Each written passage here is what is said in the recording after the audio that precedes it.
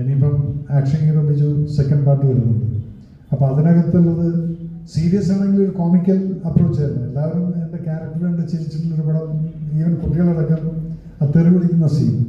അപ്പോൾ അതെന്താണ്, ഒരു പോലീസ് ഓഫീസർ അങ്ങനെ ചെയ്യാമോ ഇല്ലേ, അതിനകത്തുള്ള വിരോധാഭാസങ്ങൾ എല്ലാം ആ ക്യാരക്ടറിലുണ്ട്. പക്ഷെ ബാക്കി പല സീക്വൻസുകളിലും നോക്കിക്കഴിഞ്ഞാൽ വളരെ സീരിയസ് ആയിരിക്കും.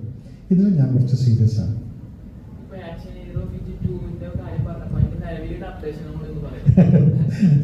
അത് ഷൈൻ ഓൾറെഡി കഥയെല്ലാം കംപ്ലീറ്റ് ചെയ്തിരിക്കുന്നു.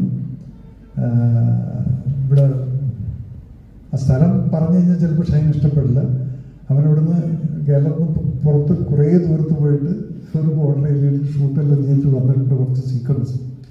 അപ്പം ഷൈനെ സംബന്ധിച്ചിടത്തോളം അത് പുറത്ത് വിടണ്ടെന്നുള്ളതാണ്. അതുകൊണ്ട് ഞാൻ ആ സ്ഥലം പറയുന്നില്ല.